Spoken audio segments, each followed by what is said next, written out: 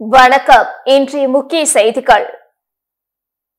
Puducherry AFT பஞ்சாலையை அரசு மற்றும் தனியார் பங்களிப்புடன் மீண்டும் நடத்துவதற்கான திட்டம் அரசுக்கு கொடுக்கப்பட்டுள்ளதாகவும் விரைவில் அதற்கு அரசு அனுமதி அளிக்கும் என நம்பிக்கை உள்ளதாக ஏஎப்டி பஞ்சாலை ஊழியர்களுக்கு தேசிய மக்கள் மன்றம் சார்பில் தீபாவளி பரிசு வழங்கிய மக்கள் மன்ற தலைவர் ரீகன் ஜான்குமார் தெரிவித்துள்ளார்.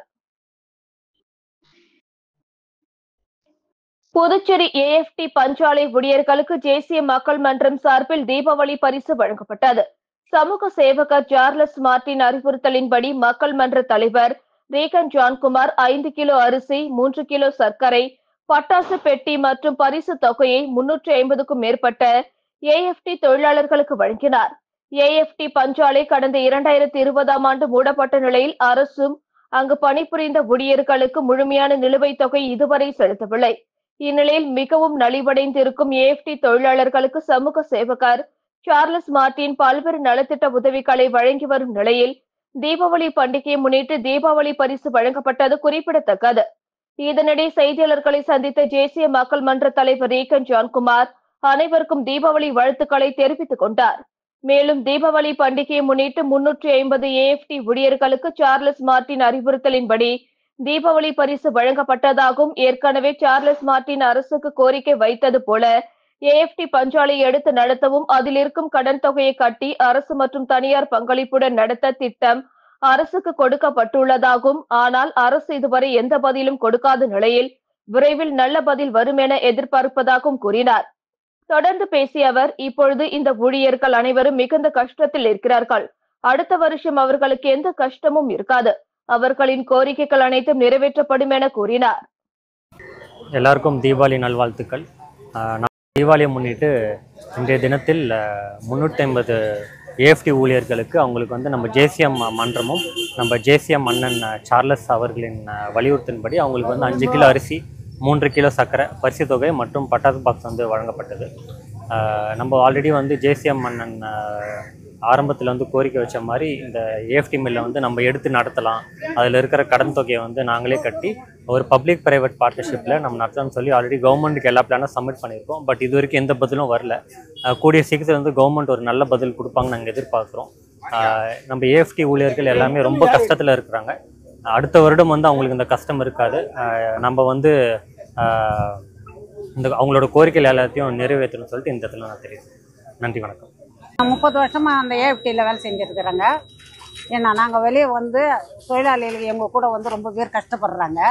அந்த கஷ்ட நிலைமையில் யாருமே இதை எடுத்து நடத்துகிற மாரி எதுவுமே சொல்ல. ஆனால் இவர் சார்லின் மார்டின் இது ஒரு உதவி செஞ்சு ஒரு தீபாவளிக்கு அவங்க ஒரு சந்தோஷப்படுத்துகிற மாரி இதெல்லாம் கொடுத்துருக்குறாரு. அது எங்களுக்கு ரொம்ப சந்தோஷம். ஏன்னா யாரும் முன் கொடுக்கல. இவர் எல்லாருக்கும் கொடுத்து ஒரு ஜனத்தங்களை சந்தோஷம். அதே மாதிரி இந்த ஏஎஃப்டி மில்லை எடுத்து நடத்தினார்னா அது இன்னும் சந்தோஷப்படுவாங்க. நாங்கள் இல்லைன்னா எங்களுக்கு பின்னால் இருக்கிற சன்னதி நல்லா வாழணும் இல்லையா? புதுச்சேரி மக்கள் அனைவருக்கும் சமூக ஆர்வலர் திரு ஜோஸ் சார்லஸ் மார்டின் அவர்கள் தீபாவளி வாழ்த்து தெரிவித்துள்ளார். இது தொடர்பாக அவர் வெளியிட்டுள்ள வாழ்த்து செய்தியில், இது இருள் விலகி ஒளி பிறக்கும் நாள். நரகாசுரனை அழித்து உலகை மீட்டெடுத்த ஸ்ரீ கிருஷ்ண பரமாத்மாவின் வெற்றியை கொண்டாடுவோம். தீய சக்திகள், எதிர்மறை எண்ணங்கள், சோம்பல் என அனைத்தும் விலகி உங்கள் வாழ்வில் புதிய ஒளியும் புத்துணர்ச்சியும் வெற்றியும் பிரகாசிக்கட்டும். அதிகாலையில் எண்ணெய் குளியல் செய்து உடலையும் மனதையும் தூய்மைப்படுத்துங்கள். இந்த புனித நாள் உங்கள் வாழ்வில் எல்லையில்லா மகிழ்ச்சியையும் செழிப்பையும் கொண்டு வரட்டும் என்று தனது வாழ்த்து செய்தியில் திரு ஜோஸ் சார்லஸ் மார்டின் அவர்கள் குறிப்பிட்டுள்ளார்.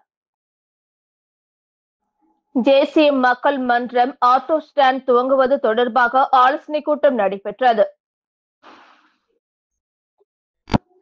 புதுச்சேரி மாநிலம் முழுவதும் பல்வேறு இடங்களில் தேசிய மக்கள் மன்றம் தொடங்கப்பட்டு பொதுமக்களுக்கு பல்வேறு நலத்திட்ட உதவிகள் வழங்கப்பட்டு வருகிறது. இதனால் ஈர்க்கப்பட்ட புதுவை மக்கள் தேசிய மக்கள் மன்றத்திற்கு பேர் ஆதரவு தெரிவித்து வருகின்றனர். ஏனெனில் புதுச்சேரியில் தேசிய மக்கள் மன்றம் ஆட்டோ ஸ்டாண்ட் துவங்குவது தொடர்பாக ஆலோசனை கூட்டம் அதன் நிர்வாகிகள் தலைமையில் நடைபெற்றது. ஆட்டோ ஓட்டுநர்கள் மற்றும் உரிமையாளர்கள் மற்றும் நிர்வாகிகள் கலந்து கொண்ட ஆலோசனை கூட்டத்திற்கு பிறகு தேசிய மக்கள் மன்றம் சார்பாக இனிப்பு மற்றும் பட்டாசு வழங்கப்பட்டது. அதனை அன்போடு பெற்றுக்கொண்ட ஆட்டோ ஓட்டுநர்கள் தேசிய மக்கள் மன்ற நிறுவனர் திரு ஜோஸ் சார்லஸ் மார்டின் அவர்களுக்கு இனிய தீபாவளி வாழ்த்துக்களை தெரிவித்துக் கொண்டனர். திரு சார்லஸ் மார்டின் அவர்களுக்கு இனிய தீபாவளி நல்வாழ்த்துக்கள். தீபாவளி பண்டிகையொட்டி புதுச்சேரியில் உள்ள அம்மன் கோயில்களில் பக்தர்கள் நோன்பு எடுத்து சாமி தரிசனம் செய்தனர். புதுச்சேரியில் வழக்கமான உற்சாகத்துடன் தீபாவளி பண்டிகை கொண்டாடப்பட்டது. இது ஒரு புறம் இருக்க, தீபாவளி பண்டிகையொட்டி அம்மன் கோயில்களில் தீபாவளி நோன்பு வழிபாடு நடந்தது. பெண்கள் தங்கள் குடும்பத்தினருடன் மண் சட்டியில் பலகாரங்கள், வெற்றிலை, பாக்கு, தேங்காய், பூக்கள், பழங்கள், வில்வ இலை, நோன்பு கயிறு ஆகியவற்றை வைத்து கோவிலுக்கு எடுத்து சென்று வழிபாடு செய்தனர். படையல் முடிந்து நோன்பு கயிறு அணிந்தனர். நகர பகுதியில் உள்ள முத்துமாரியம்மன் கோவில், அரியாங்குப்பம் செடிலாடும் செங்கழநீர் மாரியம்மன் கோவில், புதுச்சேரி சின்ன சுப்பராய பிள்ளை வீதி அங்காள பரமேஸ்வரி அம்மன் கோவில், பாரதி வீதியில் உள்ள காமாட்சியம்மன் கோவில், திலாசுப்பேட்டை, லாஸ்பேட்டை மாரியம்மன் கோவில் உள்ளிட்ட பல்வேறு பகுதிகளில் உள்ள அம்மன் கோயில்களில் நோன்பு வழிபாட்டுக்கு ஏராளமானோர் சென்று நோன்பு கயிறு கட்டி சாமி தரிசனம் செய்தனர். மாலை 4 மணி முதல் அனைத்து கோயில்களிலும் அமாவாசை நோன்பு எடுக்கப்பட்டது. புதுச்சேரியில் வழக்கமான உற்சாகத்துடன் தீபாவளி பண்டிகை கொண்டாடப்பட்டது. பெரியவர்கள் முதல் சிறுவர்கள் வரை பட்டாசு வெடித்து கொண்டாடினர். நாடு முழுவதும் தீபாவளி கொண்டாட்டம் களை கட்டியுள்ளது. அந்த வகையில் புதுச்சேரியிலும் வழக்கமான உற்சாகத்துடன் தீபாவளி பண்டிகை கொண்டாடப்பட்டது. காலை முதலே பொதுமக்கள் எழுந்து கங்காசனம் எடுத்து புத்தாடை அணிந்து கோவிலுக்கு சென்று ஒருவருக்கொருவர் இனிப்புகள் வழங்கி தீபாவளி வாழ்த்துக்களை தெரிவித்தனர். அதேபோன்று தீபாவளி பண்டிகையை முன்னிட்டு பெரியவர்கள் முதல் சிறுவர்கள் வரை பட்டாசுகள் வெடித்து மகிழ்ந்து தீபாவளியை கொண்டாடினர்.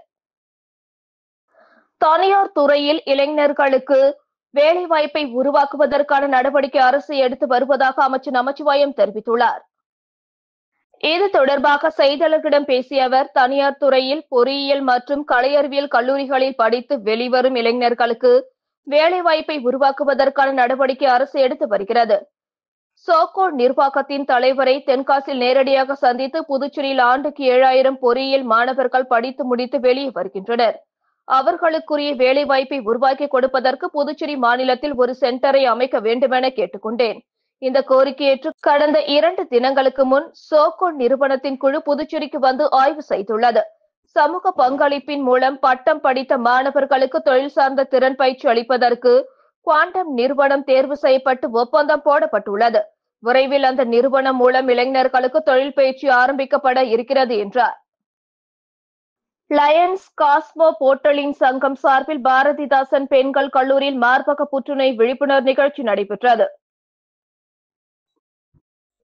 பாண்டிச்சேரி லயன்ஸ் காஸ்மோ போர்ட்டலின் சங்கம் மற்றும் சென்னை பிரஸ்ட் சென்டர் சார்பில் மார்பக புற்றுநோய் விழிப்புணர்வு நிகழ்ச்சி பாரதிதாசன் மகளிர் கல்லூரியில் நடைபெற்றது.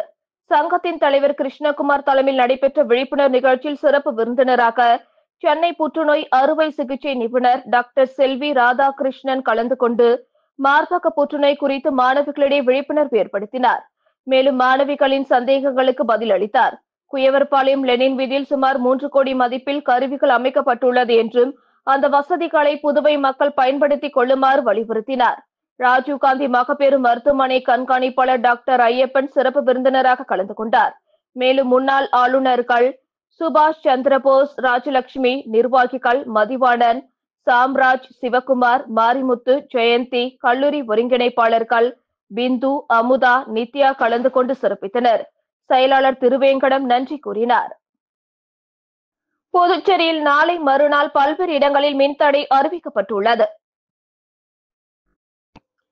குருமாம்பேட் துணை மின் நிலைய பராமரிப்பு பணி காரணமாக வரும் 22ஆம் தேதி காலை 10 மணி முதல் மதியம் 2 மணி வரை கீழ்கண்ட இடங்களில் மின்தடை அறிவிக்கப்பட்டுள்ளது. அதன்படி மேட்டுப்பாளையம், ட்ரக் முனையம், ஹரி நமோ நகர், பிரியதர்ஷினி நகர், ராஜா அண்ணாமலை நகர், என்ஆர் ராஜீவ் நகர், சிவாஜி நகர், காமராஜ் நகர், குருநகர், ராஜீவ் நகர், ஆதி கேசவர் நகர், இந்திரா நகர், இஸ்ரவேல் நகர், பல் மருத்துவ கல்லூரி, புதுப்பேட், ராஜாஜி நகர், லாஸ்பேட்டை, நெருப்புக்குழி, நாவர்குளம், டாக்டர் அன்னிபெசன்ட் நகர், கணபதி நகர், சின்னக்கண்ணு நகர், அன்னை நகர், மோதிலால் நகர், அகத்தியர் நகர், வாசன் நகர், பொதிகை நகர், குறிஞ்சி நகர், விரிவாக்கம், செவாலியர் சீனிவாசன் நகர், திள்ளைக்கண்ணு அம்மா நகர், அசோக் நகர், லாஸ்பேட் அரசு ஊழியர் குடியிருப்பு, நேருவில் நகர், அவ்வை நகர், சாந்தி நகர், வள்ளலார் நகர், கலைவாணி நகர், ஆனந்தா நகர், நெசவாளர் நகர், லட்சுமி நகர், வரதராஜ பிள்ளை நகர், மேயர் நாராயணசாமி நகர், சப்தகிரி நகர், இடையஞ்சாவடி ரோடு, லாஸ்பேட் கல்வி நிறுவனங்கள் மற்றும் உயர் மின்னழுத்த நுகர்வோர்கள் என பல்வேறு இடங்களில் மின்தடை அறிவிக்கப்பட்டுள்ளது. இத்துடன் செய்திகள் நிறைவடைந்தன. வணக்கம்.